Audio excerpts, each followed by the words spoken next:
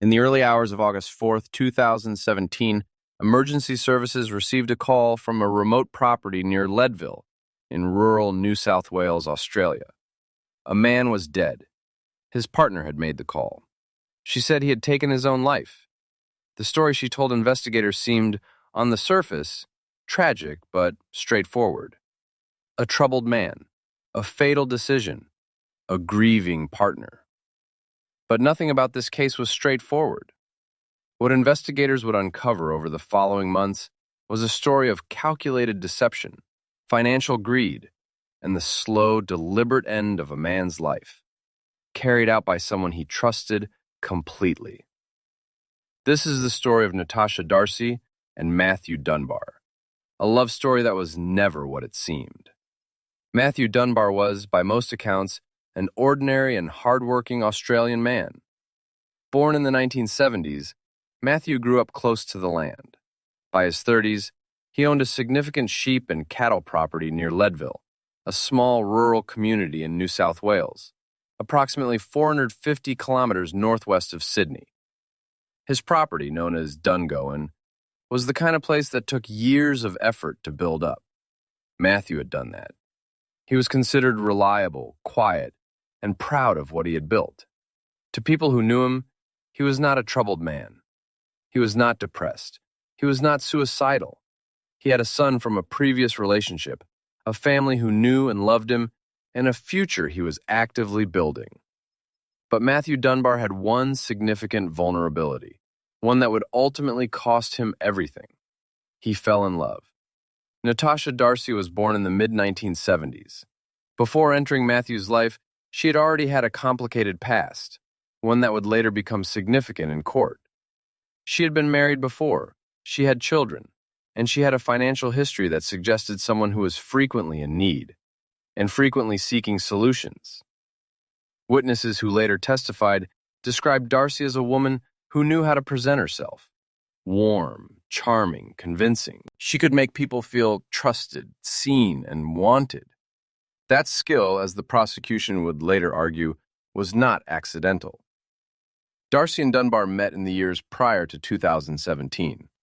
The exact details of how they came together are not fully part of the public record, but by the time they were living together on his farm, the dynamic between them had already shifted significantly. Matthew's family and friends would later say that they noticed changes in him after Darcy entered his life. He became more isolated. He seemed stressed about money in ways that hadn't been the case before. Decisions about his property and finances increasingly involved her. What was building, though no one knew it at the time, was not just a troubled relationship. It was a plan. At the center of this case is a pattern that investigators, psychologists, and legal experts have described as coercive control, a form of abuse that is not always visible from the outside. Coercive control involves one person systematically restricting the autonomy, freedom, and connections of another. It often involves isolation from family, financial manipulation, and the gradual erosion of the victim's sense of independence. Evidence presented during the trial painted a picture of a relationship in which Matthew's world had steadily shrunk to revolve around Darcy. Friends described difficulty getting time with him. Family noted that plans were often canceled. His connections outside the relationship had weakened. Financially, the situation was also concerning. Evidence suggested that Darcy had significant debts and was aware that Matthew's property and estate were of considerable value. A life insurance policy on Matthew Dunbar became one of the most pivotal pieces of evidence in the eventual trial. The prosecution's case would ultimately argue that what appeared to be a loving relationship was, at least in part, a financial calculation. And that calculation had a timeline. In the early hours of August 2017, Natasha Darcy called emergency services. She reported that Matthew Dunbar had died and indicated that he had taken his own life using a helium gas cylinder. She described finding him at the property. Police and paramedics attended the scene. Matthew Dunbar was pronounced dead. In the immediate aftermath, Darcy's account was the only account there was. and in the absence of any obvious signs of foul play, the scene appeared as she had described it. But experienced investigators had questions. The details of the scene, the circumstances surrounding the death, and the account Darcy provided did not sit completely comfortably with those who attended. And so began one of the most significant rural homicide investigations in New South Wales history. The investigation that followed was extensive. New South Wales police worked methodically to piece together the final hours of Matthew Dunbar's life and the weeks and months that led to them. Several key findings would eventually shift the investigation from a suspected suicide into a homicide inquiry. Forensic toxicology tests revealed the presence of drugs in Matthew Dunbar's system, specifically a sedative that he had not been prescribed and that investigators could not account for through legitimate means. The finding was critical.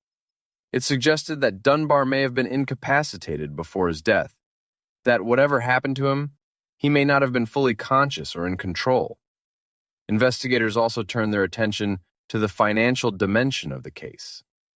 A life insurance policy on Matthew Dunbar, with Natasha Darcy named as beneficiary, was central to the prosecution's eventual theory of motive. The policy was worth a significant sum, and it had been taken out relatively recently. Digital evidence gathered during the investigation proved particularly damaging. Police examined internet search histories and found searches related to sedatives, methods of causing death without detection, and questions about how long substances remain traceable in the human body. These searches had been conducted from devices associated with Natasha Darcy. The picture that was assembling itself was not of a grieving partner. It was of someone who had been planning. In 2018, Natasha Darcy was charged with the murder of Matthew Dunbar. She denied it entirely. The trial of Natasha Darcy commenced in 2019 before the New South Wales Supreme Court. It was a complex case, one that hinged on expert forensic evidence, digital data, and the credibility of conflicting accounts. The prosecution argued that Darcy had deliberately and methodically ended Matthew Dunbar's life. Their case rested on several pillars. First, the toxicology, the presence of a sedative in Dunbar's system for which there was no innocent explanation. Second, the digital evidence. Searches that demonstrated not grief, not curiosity, but premeditation, a deliberate research effort into how to commit and conceal a killing. Third, motive, the financial benefit Darcy stood to gain from Dunbar's death, including the life insurance policy and the estate. Natasha Darcy's defense team contested the prosecution's interpretation at every turn.